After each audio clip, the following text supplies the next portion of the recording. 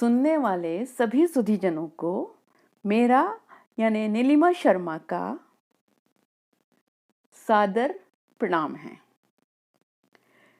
23 अप्रैल को विश्व पुस्तक दिवस मनाया जाता है और सर्वप्रथम तो इसके लिए आप सभी को मंगलमय बधाई।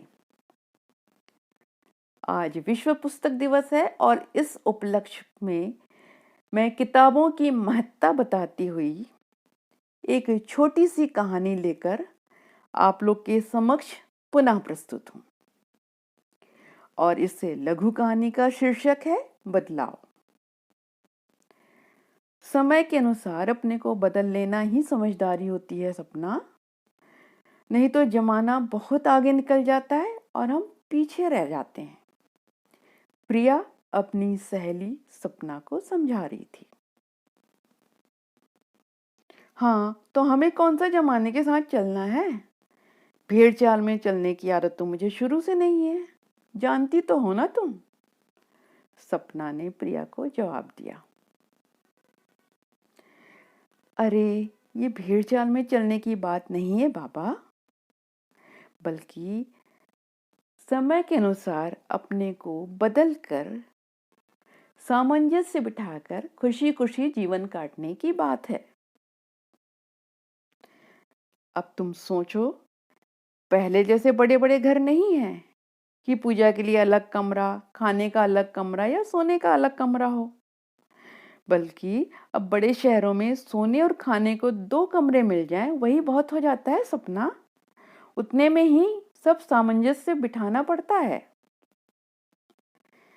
अगर तुम्हें इस महानगर में आकर, इस फ्लैट में रहकर पूजा के लिए अलग जगह नहीं मिल रही है या तुम्हारे हिसाब से रहन सहन नहीं हो रहा है, तो जरा ठंडे दिमाग से काम लेकर सोचो। आज के विपरीत परिस्थिति में सारी बातें कितनी मुश्किल हो गई हैं। जनसंख्या बढ़ रही है, जगह की कमी महसूस हो रही है, बच्चों की शिक्षा की जिम्मेदारी, उनके लिए धन आपूर्ति की व्यवस्था, ऊपर से महंगाई की मार। ऐसे में तुम वर्तमान की समस्या देखे बिना पुराने तौर तरीके के हिसाब से ही सबसे व्यवस्था मांगोगी, तो फिर असहजता तो होगी ना सपना। इससे ज्यादा बेहतर है कि तुम इस फ्लैट में रहने की आदी हो जाओ और इस सुविधा को अपनाने की कोशिश करो। प्रिया सपना को बड़ी सहजता से समझा रही थी। उसने आगे कहा, देखो सपना, नीचे अहाते के अंदर ही शिव जी का मंदिर है, सामने बैठने की व्यवस्था है, आगे एक बड़ा सा कमरा है जहाँ योग और ध्यान सिखाते हैं, सामने एक छोटा सा उद्यान भी है जहाँ तुम सूर्य को अर्घ्य भी दे सकती हो और नंगे पांव घास में भी चल सकती हो, जो तुम्हें पसंद भी है। बस अपने मन में परिवर्तन को स्वीकारने की इच्छा जगाओ, फिर देखो सभी व्यवस्था को अपने अनुरूप बनाने में तुम स्वयं ही अपने को सक्षम समझोगी। प्रिया ने विस्तार से सपना को समझाया। यह सुनकर सपना थोड़ी देर के लिए चुप हो गई, फिर कुछ सोचते हुए बोली, हाँ वो सब ठीक है, चल तेरे कहने पर मैं कर लूंगी, लेकिन कोई बोलने बताने वाला भी तो चाहिए ना। अड़ोस पड़ोस में भी ऐसा कुछ नहीं है, सब अपने अपने घरों में बंद रहते हैं।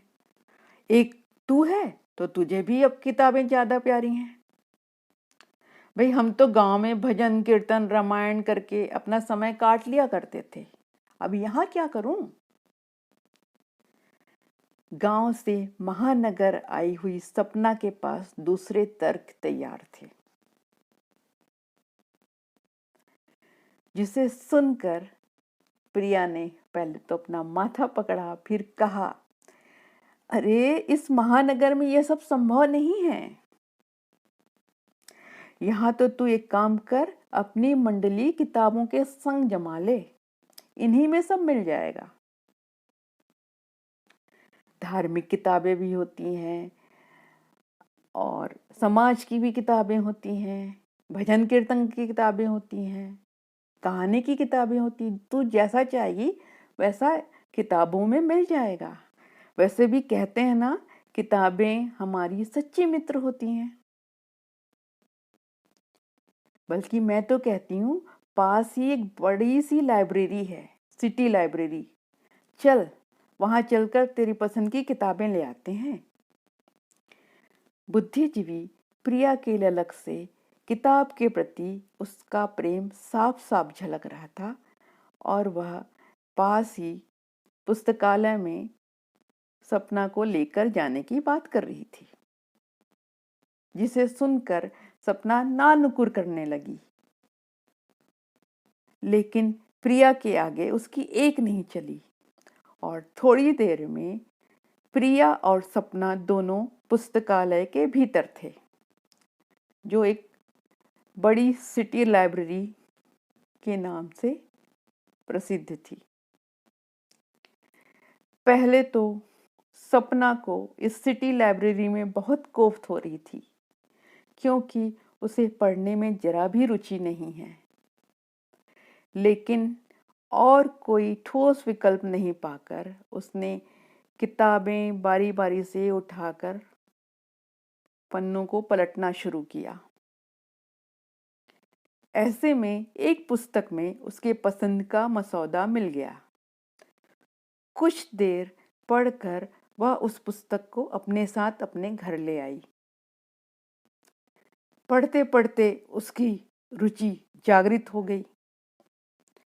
अब वह प्रिया से नई नई किताबें लाने के बारे में कहती थी या उसके साथ जाकर लाइब्रेरी से किताबें ले आती थी।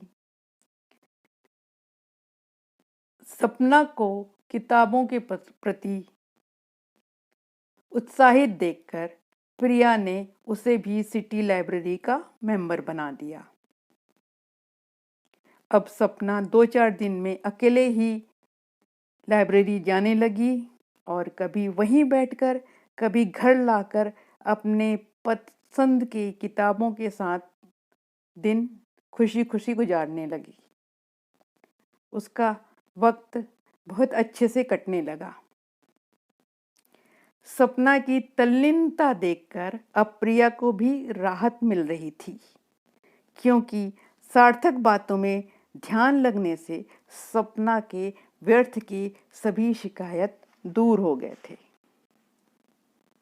सादर धन्यवाद।